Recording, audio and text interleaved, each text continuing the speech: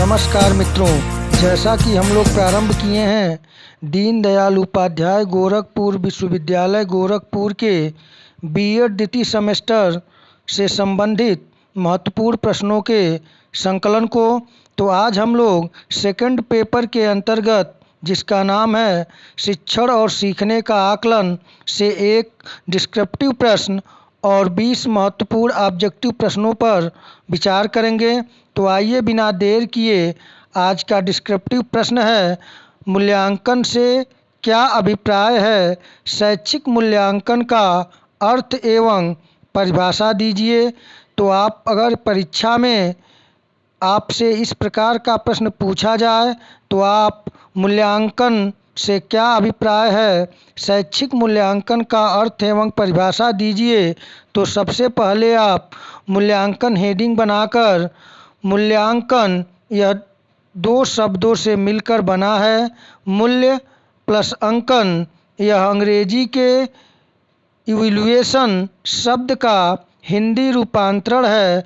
मापन जहाँ किसी वस्तु या व्यक्ति के गुणों को अंक प्रदान करता है, वहीं मूल्यांकन उन अंकों का विश्लेषण करता है और उनकी तुलना दूसरों से करके एक सर्वोत्तम वस्तु या व्यक्ति का चयन करता है।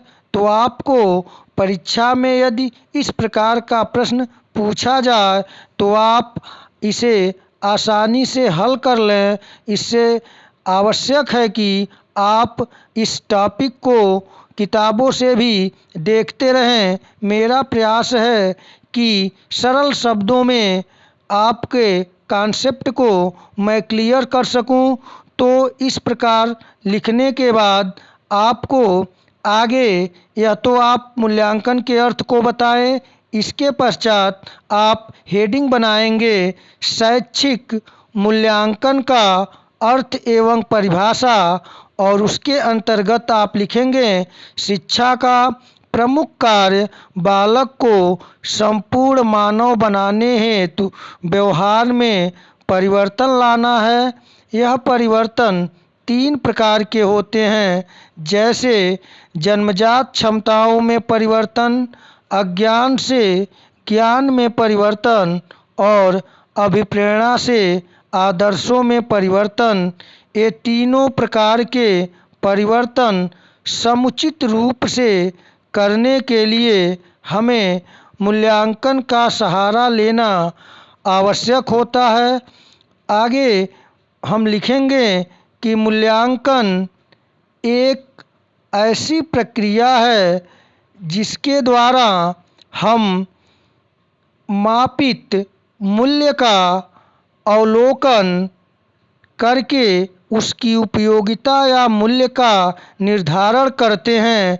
शैक्षिक मूल्यांकन में केवल विद्यार्थी की ही नहीं जांच की जाती है, वरन शिक्षण पद्धति, पाठ्य पुस्तक तथा अन्य शैक्षिक साधनों की उपयोगिता की भी जांच की जाती है तथा शिक्षण प्रक्रिया को बालक और समाज दोनों की दृष्टि से उपयोगी बनाने का प्रयास किया जाता है। अर्थात आप मूल्यांकन की प्रक्रिया में शैक्षिक मूल्यांकन में विद्यार्थी के अंतर्गत शिक्षक, शिक्षण पद्धति, पाठ्यपुस्तक और अन्य शैक्षिक साधनों की उपयोगिता की भी जांच के संबंध में लिखेंगे। आइए प्रमुख परिभाषाओं पर विचार करें। तो शैक्षिक मूल्यांकन को परिभाषित करते हुए प्रोफेसर डांडेकर ने लिखा है कि शैक्षिक मूल्यांकन शैक्षिक उद्देश्यों पर आधारित है। मूल्यांकन की परिभाषा एक व्यवस्थित प्रक्रिया के रूप में की जा सकती है जो इस बात को निश्चित करती है कि किस सीमा तक विद्यार्थी शैक्षिक उद्देश्य प्राप्त करने में समर्थ रहा है। यहाँ यदि हम विचार करें तो यह पाएंगे कि मापन सिर्फ अंक प्रदान करता है, जबकि मूल्यांकन शैक्षिक मूल्यांकन शैक्षिक उद्देश्यों को प्राप्त करने की जांच करता है। तो आइए अब ऑब्जेक्टिव प्रश्न को देखें। आज का पहला ऑब्जेक्टिव प्रश्न है, मूल्यांकन है। 4 ऑप्शन आपके सम्मुख हैं। आप इन 4 ऑप्शन में से सही ऑप्शन का चयन करें। इस प्रश्न का सही उत्तर है ऑप्शन सी, ए और दोनों। मूल्यांकन गुणात्मक और मात्रात्मक दोनों प्रकार का होता है। दूसरा प्रश्न है, मूल्यांकन के द्वारा अभिभावक बालक की योग्यता के अनुसार व्यवसाय का चयन करते हैं। यह कार्य है। 4 ऑप्शन आपके सम्मुख हैं। सही ऑप्शन का आप चयन करें। इस प्रश्न का सही उत्तर होगा अध्यापकों का। आइए प्रश्न संख्या 3 को देखें। मूल्यांकन का उद्देश्य नहीं है। 4 ऑप्शन आपके सम्मुख हैं। सही ऑप्शन का आप चयन करें। इस प्रश्न का सही उत्तर है ऑप्शन सी, छात्र का पतन। मूल्यांकन का उद्देश्य नहीं है। मूल्यांकन का उद्देश्य शिक्षा का उन्नयन है, पाठ्यक्रम में संशोधन है, शिक्षण अधिगम में भी यथासंभव आवश्यकता अनुसार संशोधन है। प्रश्न संख्या 4 है, मूल्यांकन का प्रमुख कार्य है। 4 ऑप्शन आपके सम्मुख हैं। सही ऑप्शन का आप चयन करें। इस प्रश्न का सही उत्तर है ऑप्शन ए, शैक्षिक मूल्य का अंकन करना मूल्यांकन का प्रमुख कार्य है। आप बुक से भी इस प्रकार के प्रश्नों को हल करते रहें। आइए 5वां प्रश्न है, मूल्यांकन का प्रमुख कार्य है।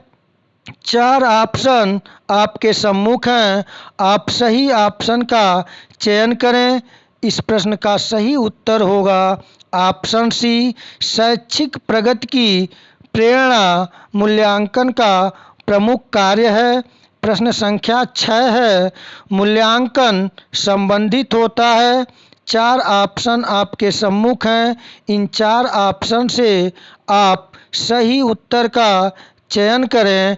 इस प्रश्न का सही उत्तर होगा ऑप्शन डी, इन सभी से। यानी कि मूल्यांकन का संबंध ज्ञानात्मक पक्ष से, क्रियात्मक पक्ष से और भावनात्मक पक्ष से होता है।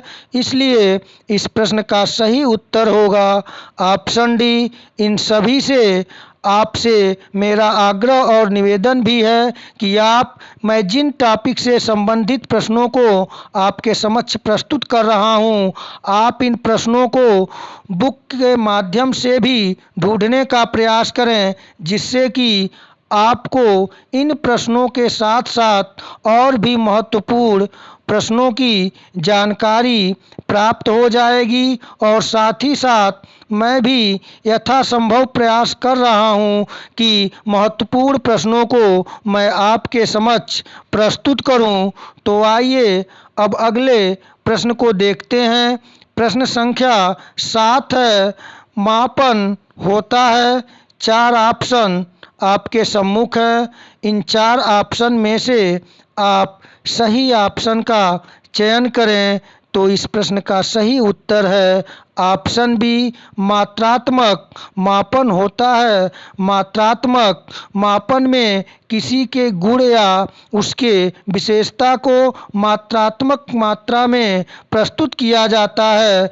जबकि यदि मूल्यांकन को देखें तो मूल्यांकन में हम सकारात्मक व्यवहारिकता को प्रदान करने के उद्देश्य से मूल्यों का अंकन करते हैं। 8वां प्रश्न है, प्रायोगिक मूल्यांकन होता है। 4 ऑप्शन आपके सम्मुख हैं। इन 4 ऑप्शन में से आप सही ऑप्शन का चयन करें। इस प्रश्न का सही उत्तर है ऑप्शन ए, विज्ञान, भूगोल एवं कृषि विज्ञान में प्रायोगिक मूल्यांकन होता है।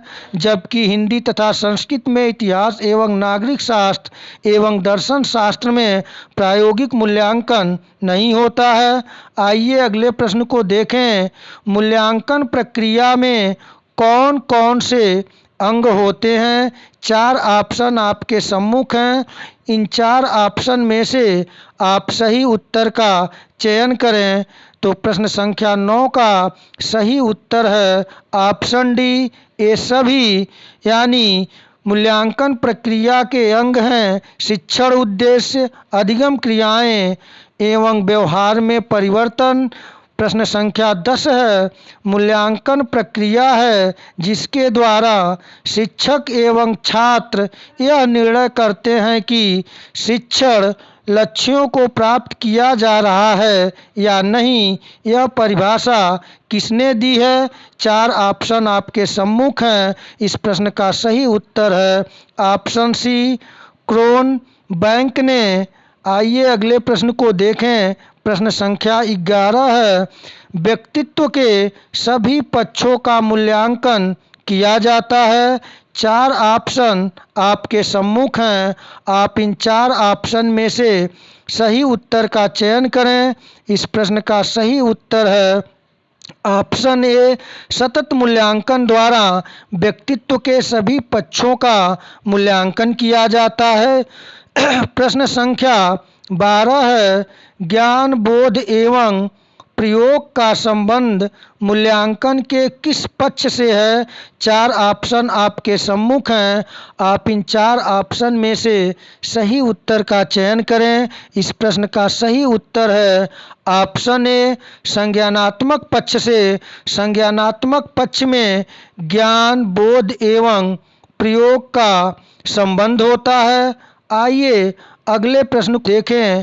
प्रश्न संख्या 13 है छात्रों के प्रारंभिक ज्ञान का मूल्यांकन किया जाता है। 4 ऑप्शन आपके सम्मुख हैं। आप इन 4 ऑप्शन में से सही ऑप्शन का चयन करें। तो इस प्रश्न का सही उत्तर है ऑप्शन सी, मौखिक मूल्यांकन में छात्रों के प्रारंभिक ज्ञान का मूल्यांकन किया जाता है। प्रश्न संख्या 14 है छात्रों की रुचि, संवेग एवं मनोवृत्तियों से संबंधित मूल्यांकन का पक्ष कहलाता है। 4 ऑप्शन आपके सम्मुख हैं। आप इन 4 ऑप्शन में से सही उत्तर का चयन करें। इस प्रश्न का सही उत्तर है ऑप्शन बी, भावनात्मक पक्ष के अंतर्गत रुचि, संवेग एवं मनोवृत्तियों से संबंधित मूल्यांकन होता है। तो इस प्रकार परीक्षा में इन महत्वपूर्ण बिंदुओं से प्रश्न बनेंगे। आप लोग इन महत्वपूर्ण बिंदुओं को बुक के माध्यम से तैयार कर लें, हल करते रहें, जिससे आपका प्रैक्टिस बना रहेगा। आप अच्छे अंकों से पास होंगे। आइए प्रश्न संख्या 15 को देखें। बुद्धि सीखने की योग्यता है, यह कथन है। 4 ऑप्शन आपके सम्मुख हैं। इन 4 ऑप्शन में से आप सही ऑप्शन का चयन करें। तो इस प्रश्न का सही उत्तर है ऑप्शन ए, बकिंघम का। बकिंघम महोदय ने बुद्धि को परिभाषित करते हुए लिखा है कि बुद्धि सीखने की योग्यता है। प्रश्न संख्या 16 है बुद्धि पहचानने तथा सीखने की शक्ति है, किसने कहा? 4 ऑप्शन आपके सम्मुख हैं। आप इन 4 ऑप्शन में से सही ऑप्शन का चयन करें। इस प्रश्न का सही उत्तर है गाल्टन ने।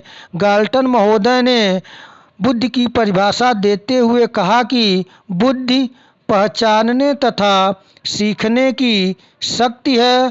आइए अगले प्रश्न को देखें। प्रश्न संख्या 17 है निर्धारण मापनी के प्रकार हैं। 4 ऑप्शन आपके सम्मुख हैं।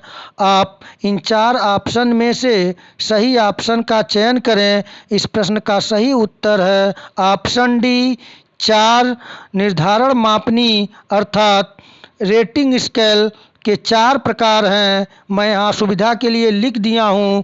पहला है संख्यात्मक मापदंड, दूसरा है रेखांकित मापदंड और तीसरा है संचयी अंक मापदंड और चौथा है मानक मापदंड। प्रश्न संख्या 18 है माध्यमिक शिक्षा आयोग को और किस नाम से जानते हैं? 4 ऑप्शन आपके सम्मुख हैं। आप सही ऑप्शन का चयन करें। इस प्रश्न का सही उत्तर है मुदालियर आयोग को हम माध्यमिक शिक्षा आयोग के नाम से जानते हैं। आइए अगले प्रश्न संख्या 19 को देखें। उपलब्धि परीक्षण का महत्व है। 4 ऑप्शन आपके सम्मुख हैं। सही उत्तर का आप चयन करें। इस प्रश्न का सही उत्तर है ऑप्शन डी, उपर्युक्त सभी। उपलब्धि परीक्षण का महत्व अगली कक्षा में पदोन्नति है, विभिन्न सेवाओं में चयन है और श्रेणी प्रदान करना है। प्रश्न संख्या 20 और आज का अंतिम प्रश्न है, निम्न में से केंद्रीय प्रवृत्ति की माप है। 4 ऑप्शन आपके सम्मुख हैं। सही ऑप्शन का चयन करें। तो इस प्रश्न का सही उत्तर होगा ऑप्शन डी, ये सभी केंद्रीय प्रवृत्ति की माप के अंतर्गत आते हैं। तो मित्रों, आज हम लोग एक डिस्क्रिप्टिव और 20 महत्वपूर्ण ऑब्जेक्टिव प्रश्नों को हल किए। यदि आप चैनल पर नए हैं तो चैनल को लाइक, शेयर और सब्सक्राइब करें। आज इतना ही। इसके बाद नए टॉपिक के साथ, नए प्रश्नों के साथ मिलेंगे। धन्यवाद।